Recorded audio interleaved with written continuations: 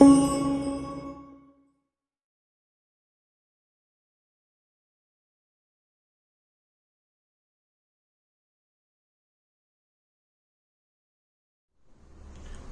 Students, अब देखिए आपको स्केलेटल सिस्टम के बारे में सारा कंक्लूडिंग पॉइंट हो गया।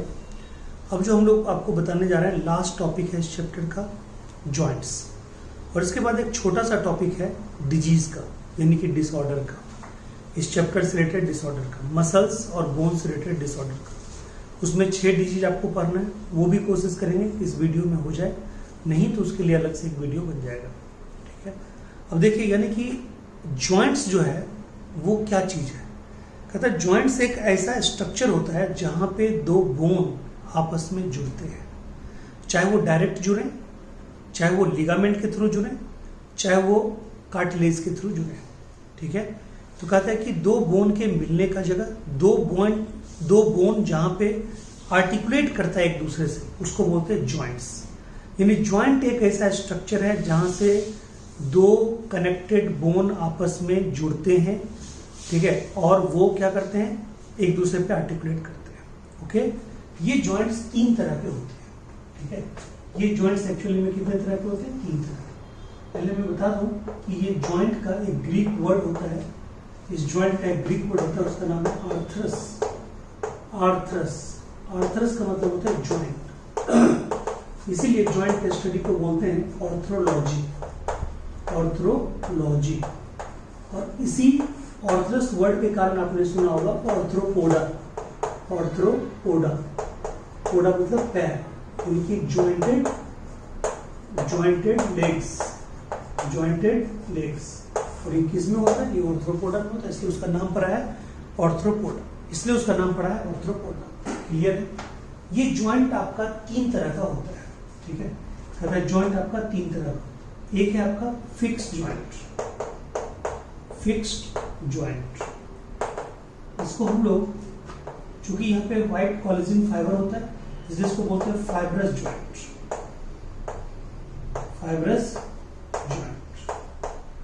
ठीक है, फिक्स जॉइंट और फाइब्रस जॉइंट। ठीक है, इसको बोलते हैं फिक्स जॉइंट और फाइब्रस जॉइंट, और इसको बोलते हैं इमूवेबल जॉइंट।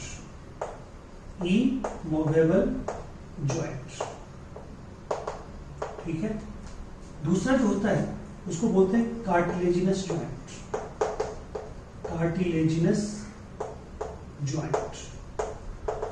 इसको बोलते हैं स्लाइटली मूवेबल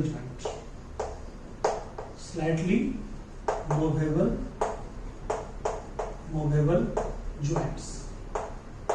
ठीक है, और तीसरा जो होता है वो होता है ball and socket joint, ball and socket कहते हैं, फ्रीली मूवेबल जॉइंट।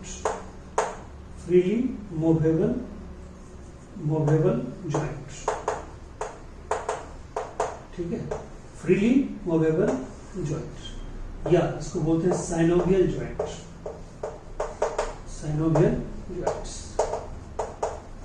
ठीक है, अब देखिए ये जो होता है ये बिल्कुल फिक्स होता है, ये बिल्कुल हिलता डुलता नहीं है, मतलब इसमें कोई मूवमेंट नहीं पाया जाता। इसमें जो बोन होते हैं उनके जो किनारा होता है वो एक दूसरे से अटैच होता है पूरी तरह फाइबर के सहारे, तो नो मूवमेंट, यहाँ पे मूवमेंट का कोई चांस ही नहीं। ये cartilage joint, slightly movable joint, यहाँ पे 2 बोन के बीच में फाइब्रस कार्टिलेज होता है, व्हाइट फाइब्रस कार्टिलेज होता है, जिसे 2 वर्टिब्री के बीच में इंटरवर्टिब्रल डिस्क, और वो जो है फ्रीली मूवेबल या साइनोवियल, वो या तो आप 180 डिग्री में घुमा सकते हैं, 90 डिग्री में घुमा सकते हैं, या पूरे 360 डिग्री से भी आप उसको घुमा सकते हैं। उसमें हम फर्दर टाइप्स भी देखेंगे। पहले तो हम देख लें कि तीनों का टेक्निकल नाम क्या है, तीनों का जूलॉजिकल नाम क्या है, ये हम लोग देख लें। तो कहता है कि जूलॉजिकल नाम या टेक्निकल नाम है इसका जो है ये है सिनऑर्थ्रोसिस।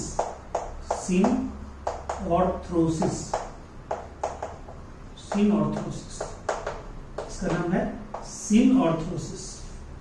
ठीक है, ये जो है कार्टिलेज जॉइंट इसका है, ये थोड़ा इसका भी बिहेवियर रखता है, थोड़ा इसका भी बिहेवियर रखता है, यानी थोड़ा फिक्स भी रहता है और थोड़ा सा मतलब मूव भी करता है, इसलिए इसको बोलते हैं एम्फी ऑर्थरोसिस। एम्फी ऑर्थरोसिस,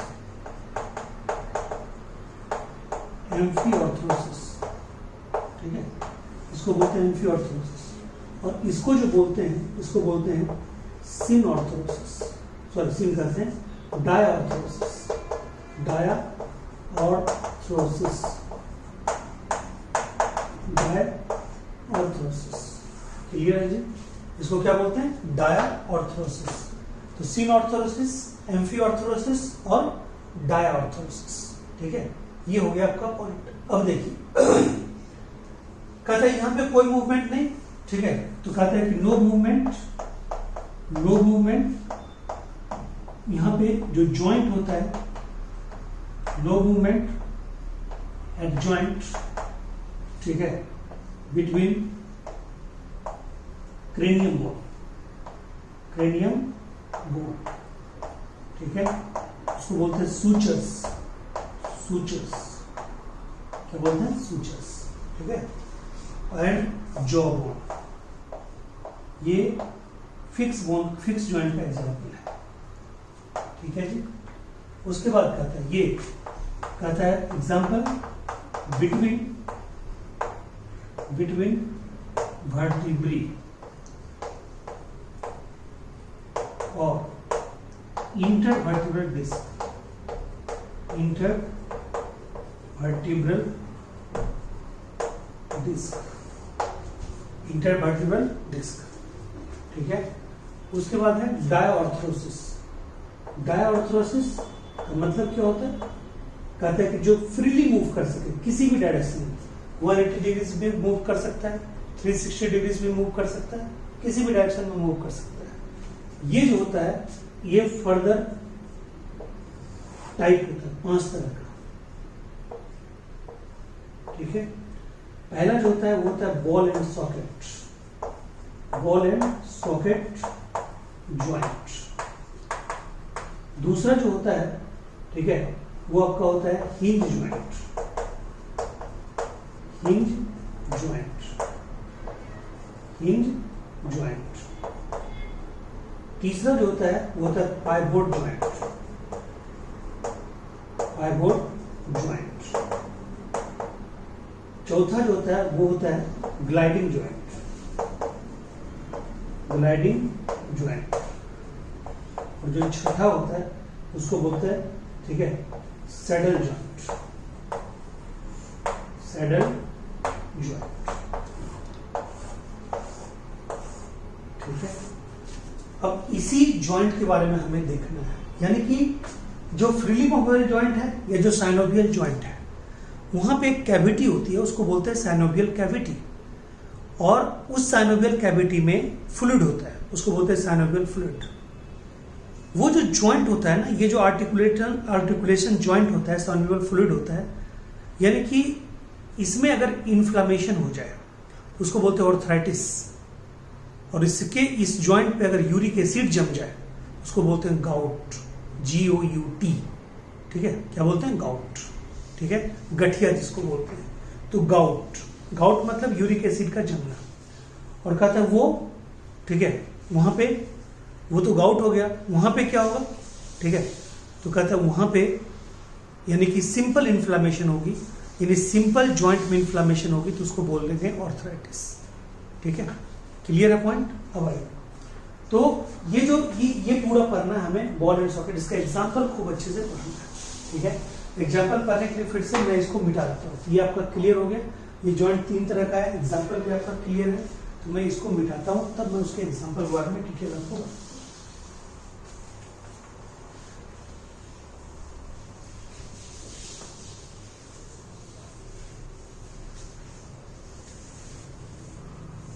अब देखिए, अब इसमें क्या है? Ball and socket joint, ball and socket joint. इसमें क्या क्या है एग्जांपल्स वो देखिए। सबसे पहले तो आप कहिएगा glenoid cavity, glenoid cavity and humerus के बीच का जॉइंट, ठीक है, joint, joint between glenoid cavity and head of humerus. दूसरा क्या बोलिएगा? Joint between femur and joint between acetabulum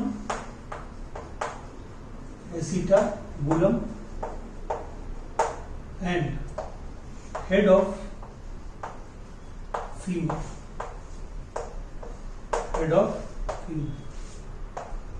तीसरा, ठीक है, क्या बोलिएगा? कहता है incus and stapes, both ear bone also jointed by ball and socket joint. जरूर याद, ये तीनों जो एग्जांपल आपका है, ये तीनों एग्जांपल है आपका बॉल एंड सॉकेट जॉइंट का. ठीक है, तीनों बॉल एंड सॉकेट जॉइंट का एग्जांपल है. बोलिए, क्लियर है? याद रहेगा आपको? यानी ग्लेनॉइड कैविटी, ठीक है, एसिटाबुलर कैविटी और क्या बोलिएगा? Incus and stapes. ठीक है, चलिए इसको याद रखिएगा. मिटा दो इसको.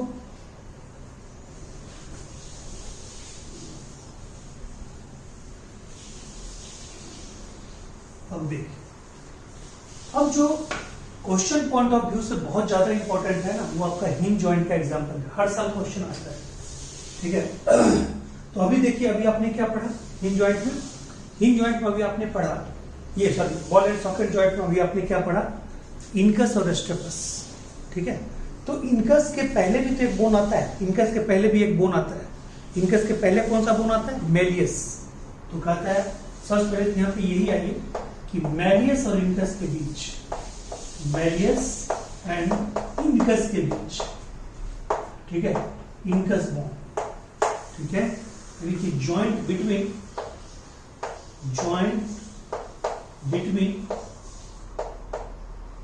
Between Méliès and incus. ठीक है जी, ठीक है, ये क्या होगा? Hinge joint. उसके बाद आइए, ठीक है, उसके बाद आइए दूसरा एल्बो जॉइंट.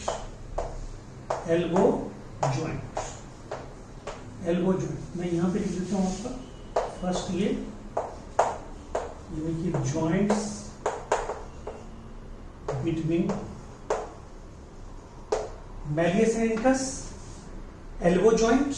ठीक है, उसके बाद एंकल जॉइंट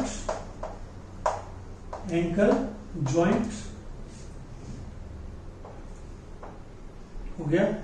उसके बाद फिर हो गया आपका नी जॉइंट. ठीक है, नी जॉइंट. उसके बाद हो गया इंटरफैलेंजियल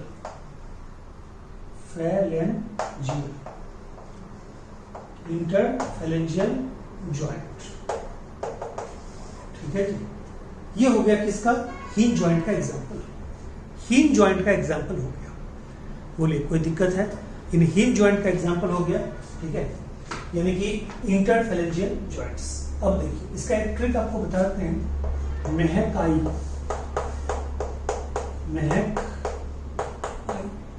इसका एग्जांपल ये ट्रिक क्या है? महक आई. देखिए, ये इसका ट्रिक है.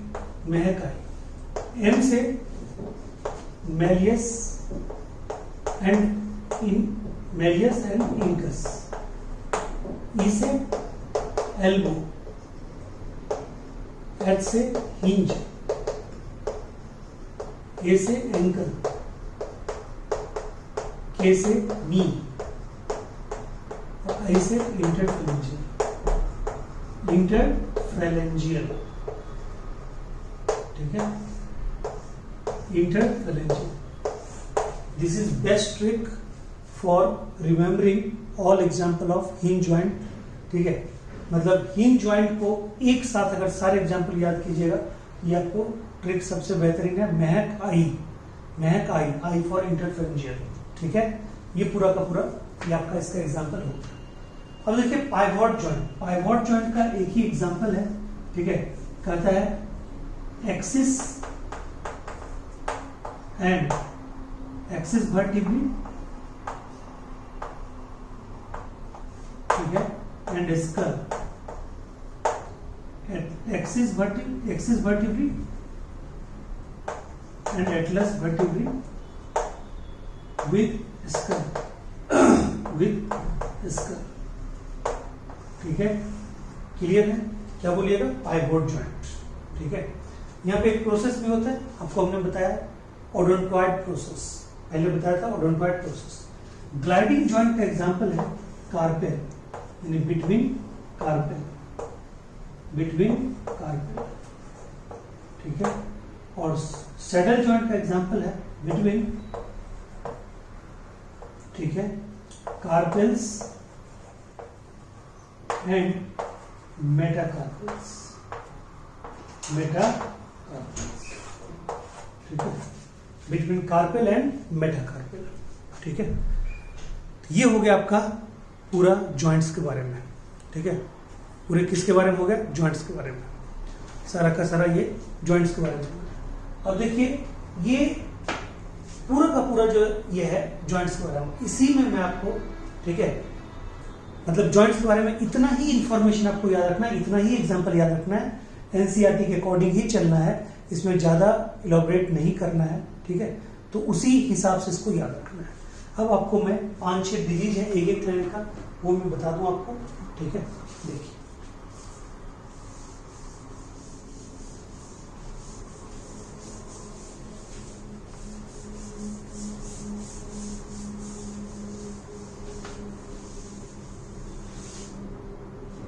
देखिए पहला डिजीज आपका है माइस्थेनिया ग्रेविस, ठीक है। दूसरा डिजीज है आपका मस्कुलर डिस्ट्रॉफी, ठीक है। जो तीसरा डिजीज है वो है आपका, ठीक है, ऑर्थराइटिस। जो चौथा डिजीज है वो है आपका गाउट। जो पांचवा है वो आपका है ऑस्टियोपोरोसिस। छठा जो आपका है वो है आपका टिटनी, ठीक है, टिटनी। अब देखिए पहला देखिए माइस्थेनिया ग्रेविस। कहते हैं ये जो माइस्थेनिया ग्रेविस है ना, ये ऑटो इम्यून डिजीज है, ऑटो इम्यून डिजीज। इसमें मसल क्या हो जाता है? फैटिक हो जाता है, मसल्स फैटिक हो जाएगा और मसल्स, ठीक है, पैरालाइज्ड हो जाएगा, मसल्स फैटिक होगा, वीक होगा एंड पैरालाइज्ड हो जाएगा। यही 3 याद रखिएगा। और किसके कारण होता है? ड्यू टू, ठीक है, डिफिशियंसी ऑफ न्यूरोट्रांसमीटर के कारण, न्यूरोट्रांसमीटर को ही डिस्ट्रॉय कर देता है अपना ही बॉडी का इम्यून सिस्टम, और उसके कारण क्या होता है? मसल्स फैटिक हो जाएगा, वीक हो जाएगा, पैरालाइज्ड हो जाएगा, ठीक है। ये क्या होता है? कहता है ये है डीजेनरेशन ऑफ मस्कुलर प्रोटीन, ठीक है, ड्यू टू जेनेटिक डिसऑर्डर, ठीक है। ये जेनेटिक डिसऑर्डर के कारण होता है, ठीक है, जेनेटिक रीजन है इसका। अब आइए किडनी, कहता है, ठीक है, इसमें क्या होता है? मसल्स इसमें फैटिक हो जाता है, इसमें भी मस्कुलर स्पाज्म हो जाता है, spasm, wild contraction due to very low Ca++ in blood fluid, in blood या बॉडी फ्लूइड, उसमें Ca++ की मात्रा क्या हो जाती है, बहुत कम हो जाती है, तो वो स्पाज्म हो जाता है, मतलब फैटिक हो जाता है, यानी कि वहां पे कॉन्ट्रैक्शन नहीं हो पाता, वाइल्ड कॉन्ट्रैक्शन। इसमें क्या है, इसमें ये कहा गया आपका ऑर्थराइटिस, इसमें होता है simple inflammation in joints, simple inflammation in joints. But इसमें क्या होगा, ठीक है, accumulation of uric acid at joints, ठीक है। ऑस्टियोपोरोसिस में क्या होगा, weakening of bone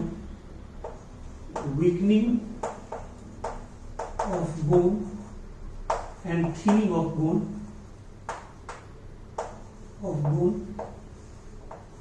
decrease in bone mass, become sensitive to break, ठीक है, टूटने की संभावना ज्यादा रहेगी।